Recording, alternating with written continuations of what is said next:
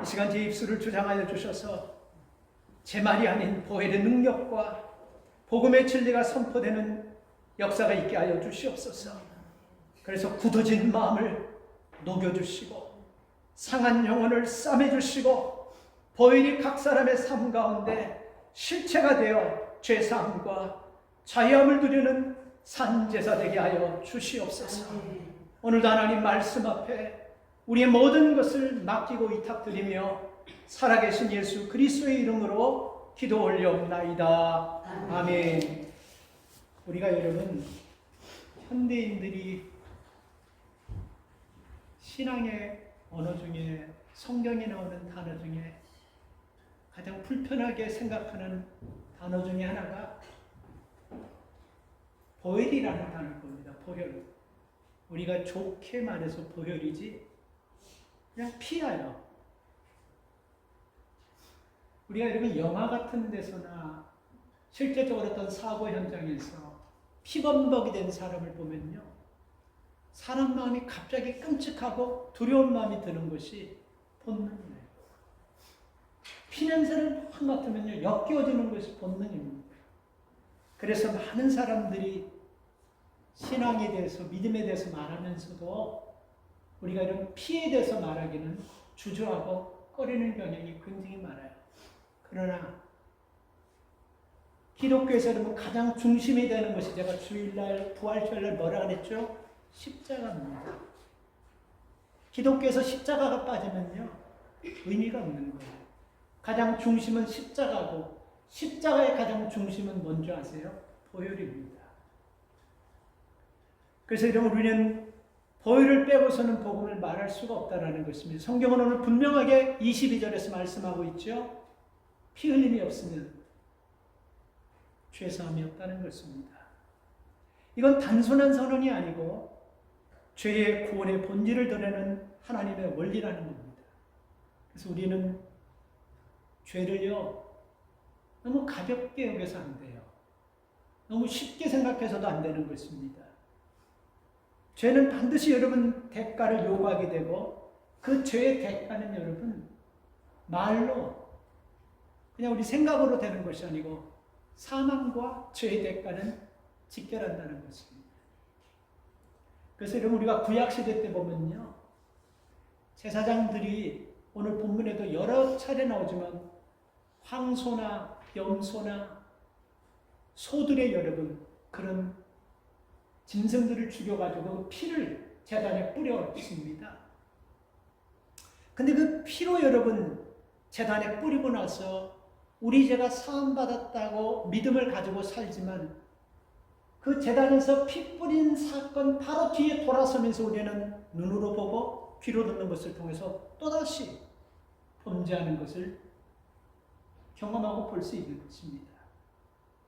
그래서 여러분 피라는 것은요 우리의 삶 가운데서 내 삶과는 뗄래야 뗄 수 없는 것이지만 하나님과 나와의 관계에서도 피를 통해서 우리가 새로워지고 보혈의 피를 통해서 구원받고 보혈의 피를 통해서 우리의 모든 허물과 죄사함이 용서받았다는 것입니다. 그러니까 여러분 우리가 사람들의 삶 속에 있어서 여러분 우리가 어떤 한계를 뛰어넘는 그런 일들이 일어날 수가 있어요. 어떤 한계를 뛰어넘어야 되냐면요 내가 생각하는 상식의 한계를 뛰어넘어야지 내가 믿음 안에 들어온다는 것입니다. 그리고 믿음 안에 들어오면요 그 다음부터는 성령이 내 믿음의 삶을 하나님이 기뻐하시는 쪽으로 이끌게 되어 있어요. 여러분 생각해 보세요. 아니 무슨 피가 어떻게 우리 죄를 씻고 우리의 허물을 어떻게 살 수 있습니까? 그래서 제사장들은 계속해서 소 잡고 황소 잡고 염소 잡고 하루에도 수백 번씩 수천 번씩 그렇게 잡는 거예요. 피투성이가 되는 거예요. 온몸이 다 피를 유혈낭자합니다. 그렇게 해서 계속 제사를 드리고 나서 바로 돌아서면서 여러분 죄 짓는 그 모습 속에서 그래도 사람들이 여러분 내가 이 피 흘렸기 때문에 죄사함 받았다는 이런 마음은 가질 수 있지만 정말 중요한 것은 뭐냐면요 우리 속에 있는 깊은 죄의 본성인 양심까지는 터치가 안 된다는 겁니다. 그래서 그 제사를 드리고도 그 예배를 드리고도 항상 사람들은 갈등하고 공허함을 느끼면서 살아가는 거예요. 그래서 여러분, 예수님께서 십자가에 못 박혀 돌아가시면서 이제는 더 이상 소나 염소나 황소 죽여가지고 피 뿌리는 그런 형식적인 그런 죄사함보다도 하나님의 아들 독생자 예수님께서 이 땅에 오셔가지고 당신이 십자가에 못 박히시면서 물과 피를 다 쏟아버리시면서 완전히 피 한 방울 남기다가 다 흘리시고 누구든지 그 보혈을 믿고 의지하는 자는 구원을 얻을 것이라. 이 구원이 완성되었다는 것입니다. 그래서 우리는 여러분 피의 사건을 통해서요, 상식 가지고 논리 가지고 의학적으로 우리가 이것을 접근하려고 하기보다 우리는 믿음을 가지고 이 단계를 넘어서야 됩니다. 그래서 사람의 피를 얘기하는 것이 아니에요. 짐승의 피를 얘기하는 것이 아니에요. 오직 지구상에 딱 한 분, 흠도 티도 없는 그리스도의 피를 통해서 여러분 우리가 구원받았다는 것입니다. 그래서 이 보혈의 피가 들어오면요, 우리 삶 가운데 변화가 반드시 일어납니다. 그러니까 우리가 여러분 신앙생활하면서 성장하고 변화되는 것은요, 신앙생활을 오래 하고 무슨 직분 때문에 변화되는 것이 아니에요. 보혈의 능력이 그를 꽉 붙잡아가지고 자기가 하고 싶은 말 못하게 하는 거예요. 자기가 하고 싶은 행동 못하게 하는 거예요. 자기가 하고 싶은 그런 모습 절제시키는 것이, 그게 보혈의 능력이 내 삶을 쥐고 내 삶을 움직이고 있다는 증거인 것입니다. 보혈의 능력이 들어오면 여러분 이런 경험을 하게 될 줄 믿습니다. 이런 체험을 하게 될 줄 믿어요. 담대해지는 거예요. 우리는 더 이상 옛날 생각하면서, 과거 생각하면서, 내 살아온 삶, 부끄러운 삶, 초라한 삶, 죄 지은 삶, 이걸 생각하면서 그냥 후회만 하는 것이 아니고, 이제 그 모든 것들은 그리스도의 피로 아주 깨끗이 살졌다고 예수님께서 하신 말씀을 믿고 사함받은 사람답게 당당하게 살아가면서 주님의 보좌로 나가는 복을 얻은 줄 믿으시기 바랍니다. 여러분, 담대해야 되는 거예요. 그래서 여러분, 우리가 뭘 하려고 할 때 과거의 모습 보면서, 과거의 초라한 모습 보면서, 과거의 실수를 보면서 쭈삣쭈삣하고 주저할 이유가 하나도 없습니다. 이건 왜냐하면 보혈의 능력을 확신하지 못하기 때문에 주저하는 거예요. 예수님의 보혈의 피는요, 평생을 간도짓하고 못된 짓을 한, 못된 짓 다 한, 그래서 결국은 여러분 십자가에서 아주 초라하게 저주받으면 죽을 수밖에 없는 그 강도에게도 그 보혈의 피가 확 들어가 보니까 그 강도가 훅 하고 변해버리면서 천국 백성 되고 하나님 자녀가 되는 것입니다. 이걸 우리가 상식 가지고, 우리가 이때 일반 논리 가지고 설명하는 것이 아니에요. 보혈의 능력이 우리 속에 들어가면 경험하고 느끼고 우리의 삶을 통해서 나타나는 신앙이라는 것을 꼭 기억하시기 바랍니다. 그래서 성경은요, 보혈의 피라고 부르는 거예요. 그냥 피라고 부르는 것이 아니에요. 거룩한 피, 보혈의 피. 그래서 우리가 성경에 보면, 찬송에 보면요, 이 보혈 찬송가가 한 30편 정도 넘게 나옵니다. 그래서 우리가 여러분 자주 부르는요, 주의 보혈 능력이 있도다, 죄에서 자유를 얻게 하는 보혈의 능력. 우리가 이런 찬양을 많이 부르는 이유가 뭔지 아세요? 여러분, 악한 사탄은요, 제일 두려워하는 게 뭐냐면 이 보혈 찬송이에요. 여러분 마음 불안하고, 여러분 가정에 여러분들이 기도하고 원치 않는 대로 되어가고 생각지도 않은 그런 행동을 하는 사람 앞에서 정죄하고 야단하고 책망하기보다 보혈의 찬양으로 쫓아낼 수 있기를 축복합니다. 그래서 보혈의 능력은 여러분 사탄이 가장 두려워하는 거예요. 그래서 보혈의 찬양이 성경에 그렇게 많이 기록되어 있다는 것입니다. 여러분, 세상에 어떤 사람이 죽었을 때 흘린 피도 보혈의 피라고 얘기하지 않습니다. 심지어 여러분, 우리가 여러분 야릇하게 생각하는 천주교에서도 교황이 죽었을 때 교황이 죽음의 피를 보혈의 피라고도 얘기하지 않아요. 오직 예수 그리스도, 그분만이 여러분 보혈의 피고, 그분의 피가 나를 새롭게 하고 나를 하나님의 사람으로 인도하신 것을 믿으시기 바랍니다. 그래서 오늘 이 본문을 통해서 여러분, 이 보혈의 능력, 보혈의 피, 이게 뭘까? 뭐를 우리 삶 가운데서 변화시키는 것인가? 우리가 몇 가지만 생각해 보려고 합니다. 보혈은요, 확실하게 손을 긋습니다. 죄와는 아주 날카롭게 여러분 잘라내버립니다. 이 말은 뭡니까? 보혈이 딱 들어오면 더 이상 여러분 죄가 우리 삶을 이끌지 못하게 되는 거예요. 이 말을 우리가 반대로 얘기하면요, 예수 믿고 신앙생활 하면서도 계속해서 세상적으로 말하고 세상적으로 생각하고 세상적으로 보고 세상적으로 살아가는 사람은요, 보혈의 피가 이러면 그 속에서 없기 때문에 그러는 거예요. 보혈이 들어가면 우리가 여러분 깊이 오래전에 정말 부끄러웠던 죄, 여러분, 그런 죄도 그냥 적당히 덮어버리고 넘어가는 것이 아니고 아주 완전히, 이걸 여러분 화학적인 반응에서 보면요, 완전한 변화라고 얘기하는 거예요. 자, 여러분, 우리가 소금은요, 두 가지 원소로 되어 있습니다. 염화나트륨이에요. 그 염소라든지 나트륨은요, 세퍼레이트해서 하나하나 다 독이에요. 그거 먹으면 죽어요. 염소 먹으면 죽어요. 나트륨도 그거 먹으면 죽습니다. 독이에요. 근데 이게 합쳐지니까요, 물이 되는 거예요. 도끼는 다 빠져버리고 맛을 내는 소금이 되는 것입니다. 똑같습니다. 우리는 죄로 말미암아 죽을 수밖에 없는 영혼인데 보혈의 능력이 들어오면서는 우리가 변화되는 거예요. 옛날에는 사람을 죽이고 해하고 원망하고 불평하던 그런 인생 속에서 보혈이 여러분 죄와 딱 덮어버리니까 이게 완전히 변화돼가지고 뭐가 되냐면요, 사람을 살리고 위로하고 격려하고 하늘의 소망을 갖는 사람으로 변화될 줄 믿습니다. 물의 종류도 똑같습니다. 물도 여러분 산소와 수소의 화학작용으로 물이 이루어지는 거예요. 근데 이런 산소와 수소를 화합하면 물이 되지만 따로따로 떨어뜨리면요, 산소도 불붙고 수소도 불붙는 거예요. 보통 센 불이 아니에요. 우리가 용접기 불 보면요, 무섭잖아요. 쇠 같은 것도 뚫어내버립니다. 쇠하고 이렇게 무서워요. 산소와 수소가 붙어버리면. 근데 이게 하나 되면요, 물이 되는 거예요. 불을 끄는 물이 되는 거예요. 근데 이게 여러분 따로따로 떨어지면요, 그 어떤 것도 태우지 못할 무서운 불이 돼요. 생명을 태우는 불이 됩니다. 그러나 하나 되면요, 목마른 사람을 살리는 물이 되는 거예요. 바로 여러분 이것이요, 죄 가운데서 헤매며 죄 가운데서 의미 없이 살아가고 구원의 확신을 모르는 사람에게 보혈의 능력이라는 것이 훅 하고 들어오면 똑같은 그 원소가, 죄라는 여러분 원소가 아주 완전히 바뀌어버리는 거예요. 우리가 요한복음에 보면요, 예수님께서 가나의 혼인잔치에서 물을 포도주로 만들었지 않습니까? 물을 따뜻한 물로, 미지근한 물로, 그냥 물을 시원한 물로, 알칼리성으로 만든 완전히 본질을 바꿔가지고 물을 포도주로 변화됐듯이 보혈을 주르면 이런 변화의 능력이 일어남을 믿으시기 바랍니다. 아멘. 이거는요, 누구에게서 누구도 흉내낼 수 없고 어떤 지구상에 어떤 인류 역사상에 훌륭한 사람도 이런 역사는, 이런 보혈은 흐르는 것이 아니에요.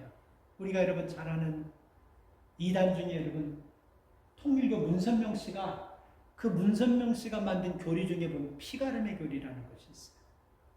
근데 그걸 여러분 믿고 환장하고 따르는 사람이 있어요. 그 지성인들이, 세계에서 여러분 그 통일교 제일 많은 사람들이 어느 나라 일본 사람들, 지성인들이 그렇게 많이 거기 따라가요.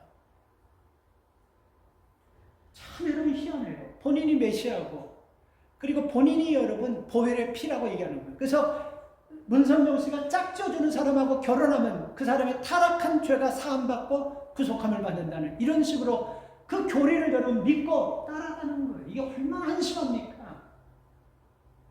있을 수도 없는 것입니다. 있어서도 안 되는 것이고요. 근데 여러분 우리는 이 보혈의 능력을 제대로 알지 못하면요, 우리가 이런 상황 속에 빠지게 된다는 것입니다. 여러분 우리는요, 하나님 앞에 속죄함을 받고 하나님 앞에 나아가는 길은 부모의 도움 가지고도, 내 신앙의 경륜 가지고도, 내가 살아온 선한 행위 가지고도 아니에요. 딱 하나, 믿으면 돼요. 받아들이면 돼요. 그리고 믿고 받아들이고 살아가면요, 그 뒤에 역사와 능력을 경험하게 될 줄 믿습니다.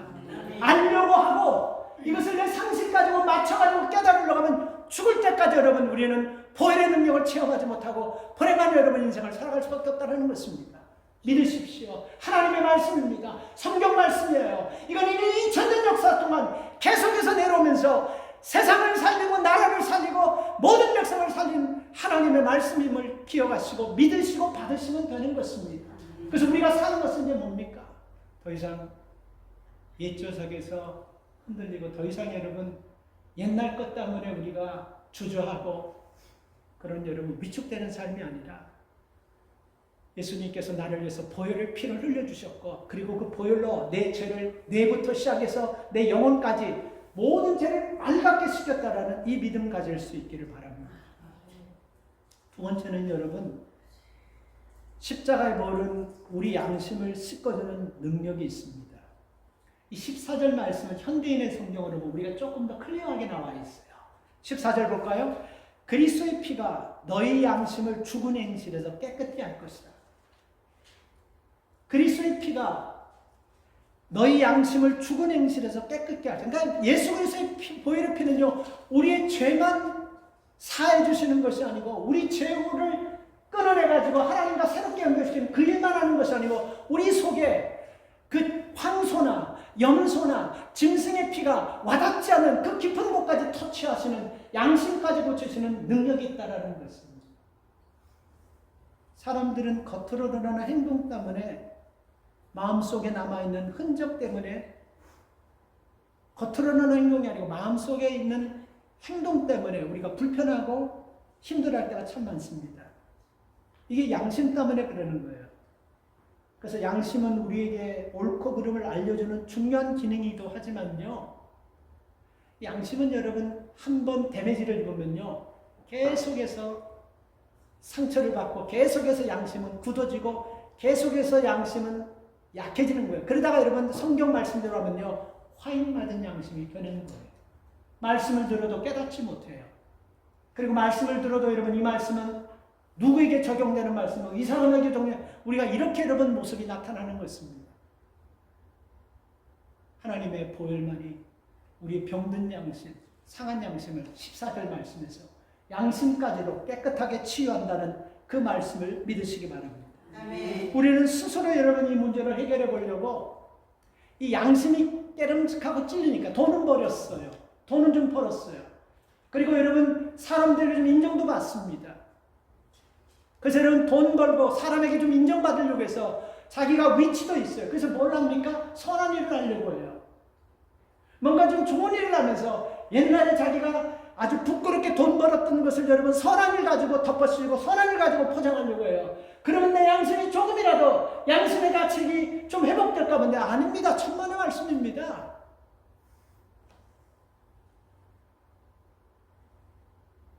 이 여러분 양심은요, 그분은 여러분 참 훌륭한 분이세요. 제가 봐도 객관적으로 봐도 훌륭한 분이에요. 특허를 내가지고 돈을 엄청나게 번 분이에요. 우리가 여러분 생각하는 서울대 나오셔가지고 미국에서 공부하셔가지고 엄청나게 돈을 많이 벌었어요. 근데 이분이 생각을 하는 거 보면요, 이분은 교육하고 양심은 전혀 관계가 없다는 것을 그분을 통해서 제가 느꼈습니다. 교육하고 배운 것하고 위치하고 자기가 가진 것하고 양심은 전혀 상관이 없어요. 여러분 정말 어려움을 당한 사람인데 누가 봐도 여러분 그 사람은 참 힘들고 지금 어려운 상황 가운데인데 그 사람에게 여러분 자기가 조금 불편한 거 그거 하나 때문에 그 사람을 돕고 그 사람 앞에 대고 막 쌍욕하면서 막 그냥 사람같이 그렇게 하자는 모습을 보면서요, 이거는 교육하고 성공하고 돈하고 이 병든 양심은 전혀 상관이 없구나 하는 것을 제가 느꼈습니다. 이건 실제로 제가 보면서 너무 뼈아프게 체험한 거예요. 이걸 누가 손댈 수 있다고요? 어떤 교육이요? 무슨 메디테이션 같은 것이요? 훈련이요? 위치가요? 직분이요? 다 거짓말이에요. 이거는 보혈이 딱 들어오면요 그 자리에서 풀려지게 됐고 그 자리에서 묵은 양심의 모든 화인 맞은 것까지도 벗겨내는 역사가 나타날 줄 믿습니다. 아멘. 그래서 여러분 우리의 양심의 회복은요 시간이 가면 괜찮아지겠지, 선한 일을 하면 없어지겠지, 그거 다 거짓말입니다. 우리가 이것을 느낀다고 한다면요 손들고 천부여 의지 없어서 손들고 옵니다. 주 나를 막대하시면 어디 갈 데가 없습니다 하면서 보혈을 의지하면서 나갈 때 그 보혈의 능력을 통해서 양심이 치유받고 병든 양심이 회복되면서 하나님의 사람으로 살아가게 될 줄 믿습니다. 아멘. 구약시대 여러분 부정한 몸을 정결케 하려면요 어떻게 했냐면요 이런 짐승 가지고 해결하려고 했어요. 왜 여러분 짐승 아무 죄가 없잖아요. 짐승. 저는 이 강아지를 여러분 태어나가지고 처음 키우면서 참 짐승한테 못된 짓 참 많이 했구나. 함부로 내가 이 짐승이 이런 감성이 있고 참 이런 선함과 이거 사람하고 비교할 수 없는 그런 장점도 있구나 하는 것을 느끼면서 아니 왜 구약시대는 그 멀쩡한 소들이 얼마나 평생을 일하면서 하다가 여러분 또 나중에 여러분 자기 죄를 씻기 위해서 그 멀쩡하고 그 소를 잡아가지고 각을 떠가지고 껍질 벗기고 내장 다 빼고 피를 가지고 여러분 제단에 뿌리면서 그렇게 죽이나.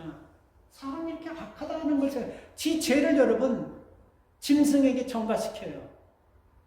그래서 그걸로 통해서 우리가 나음받고 용서함받고 그런 줄 알았어. 근데 여러분 한번 생각해 보세요. 만약에 여러분이 그렇겠다고 생각하면 만약에 우리가 신앙생활하면서 믿음이 들어가고 영적으로 성장하고 하나님을 인격적으로 만났다고 한다면 맞아. 그 방법 오라 하는 사람 한 사람도 없을걸요.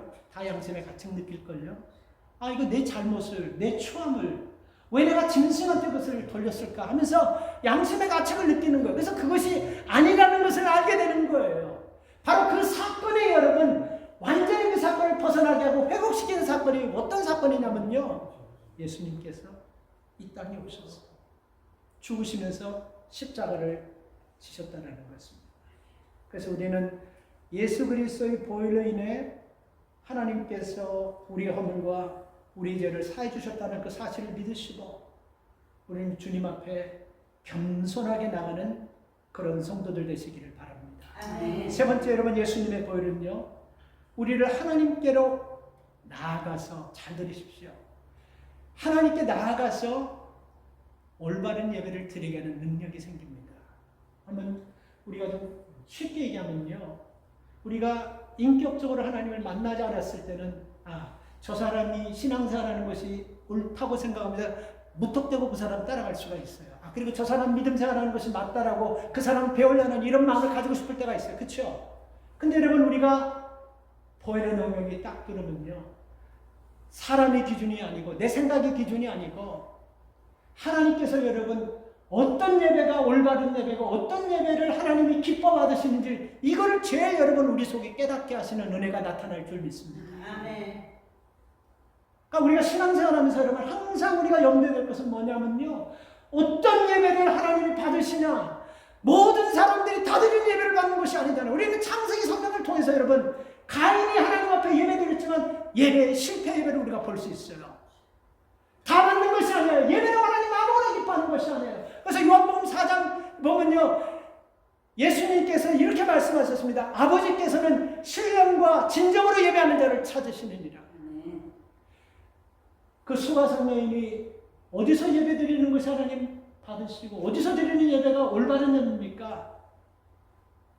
느발산입니까? 그리심산입니까? 어디 산입니까? 우리 조상들은 그리심산에서 하나님의 예배함을 기뻐했는데 어딥니까? 할 때 그때 여러분 주님께서 하신 말씀은 뭡니까? 이 산도 저 산도 아니고 너희가 신령과 진정으로 하나님이 기뻐하시는 그 예배를 드리도록 하라. 이렇게 말씀하셨습니다. 그래서 우리가 보혈의 능력이 들으면 보혈이 우리 삶을 지배하고 보혈이 우리 삶 가운데 있다고 한다면요. 이거는 누구도 부인하고 이건 누구도 여러분 아니라고 하지 못해요. 올바른 예배가 뭘까? 올바른 예배를 드리려고 하는 거예요. 짐승 가지고 여러분 땜빵하고 멀쩡하게 여러분 죄는 내가 아주 치사하고 더럽고 추한 죄는 내가 다 지어놓고 멀쩡한 짐승을 잡아가지고 그 짐승에 내 죄를 쓰는 이런 여러분 아주 없어야 될 것은 이제는 더 이상 없어지는 거예요. 그리고 내가 직접 나가는 겁니다. 여러분 구약 성경을 보면 아무나 예배 드리고 싶어도 드리지 못했다는 거 아시죠? 그죠? 그리고 보면 우리는 다 행복한 사람들이에요. 아무나 구약에는 예배 드리고 싶어도 드릴 수가 없었어요. 제사장이 들어가서 대신 내 죄를 위해서 사하고 예배를 드리고 하나님 주시는 말씀을 받고 그 백성이 전하는 것입니다. 그런데 예수님께서 이 룰을 깨버렸잖아요. 그렇죠? 십자가를 지시면서 예수님 못 박혀 돌아가시기 운명하자 하늘에서 천둥이 열려 땅이 갈라지면서 성소비장이 찢어져 버렸다는 그 사건이 바로 이제는 우리도 뭐라고 나있냐면 베드로전서에 보면요, 담대하게 나갈 수 있다 그랬다고 했어요. 담대하게 쭈삣쭈삣하고 주저하고 망설일 이유가 없어요. 내 죄를 모르시는 것이 아니고 하나님 내 죄를 다 아십니다. 이제는 당당하게 나와서 주님 내가 죄인입니다. 주님 내가 아파요. 주님 내가 상해 있습니다. 주님 나를 고쳐주시오. 이렇게 나갈 때 보혈의 능력을 체험하게 될 줄 믿습니다. 왜 이사야서 1장에 보면요, 하나님께서 선지자와 제사장들에게 올바른 예배를 드리라고 수없이 말씀한 줄 아세요? 그 당시 여러분 그 예배 모습이 여러분 현대판 우리의 모습과 너무도 똑같다라는 것입니다. 소 죽이고 사람 소, 양 황소 죽여가지고 그 지성소 부분에 가면 성소 부분에 가면 피 비린내가, 더군다나 여러분 그 이스라엘이 얼마나 덥습니까? 그 더울 때 피 썩고 짐승 잡아가지고 피 비린내가 막 진동할 거예요. 그런 여러분 짐승을 죽여가지고 예배 드리는 횟수는 점점 늘어나는데 점점 하나님과 멀어지는 이스라엘 백성들, 점점 입술은 나를 가까이지만 마음은 점점 멀어지는 그 이스라엘 백성들, 이게 우리의 모습이라는 것입니다. 우리도 그렇잖아요. 예배는 있지만 변화는 없고 신앙은 있지만 삶의 방향은 항상 내가 정하고 내 방향으로 나가려고 하는 것. 이게 여러분 우리가 보혈의 능력을 실감하지 못하고 체험하지 못하고 살아가는 전형적인 성도의 모습이라는 것입니다. 그래서 온전한 예배는 여러분 내가 무엇을 하나님께 드리냐가 아니고 내가 하나님 말씀대로 어떻게 살아가느냐, 이게 관건입니다. 그래서 우리가 예배를 바르게 드리고 온전한 예배를 드리면요, 어디서 나타나는 줄 아세요? 성전 아닙니다. 집에서 나타나는 거예요. 삶 현장에서 나타나는 거예요. 우리 주변에 믿음이 약한 사람에게 나타나는 거예요.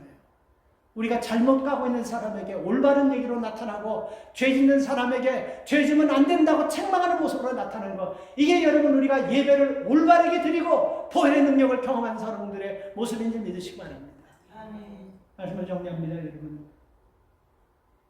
주님께서는 온전한 예배 드리는 자를 찾으세요. 예배를 우습게 생각하면요, 잘 들으세요, 하나님도 예배자를 우습게 생각합니다. 그래서 사무엘상에 보면요, 너희가 나를 우습게 생각하면 내가 너희를 우습게 생각할 것이라고 하나님 말씀하셨어요. 너희가 나를 경히 여기면 나도 너를 경히 여길 것이라. 그게 무슨 뜻인지 아세요? 예배를 우습게 여기면 나도 너를 그렇게 할 것이라 말씀을.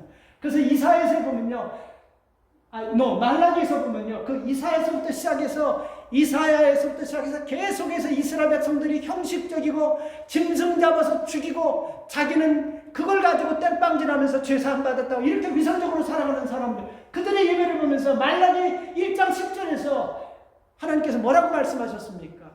누군가 좀 나와가지고 성전문을 좀 닫을 수 있는 사람이 나왔습니다. 이렇게까지 말씀하셔요. 누군가 이 성전문을 닫아버린다는 건 무슨 뜻입니까? 이제 그런 예배 식상이 있다는 거예요. 토하고 싶다는 거예요. 오늘 우리는 이 말씀 속에서 부활신앙을 기점으로 누구 볼 필요 없습니다.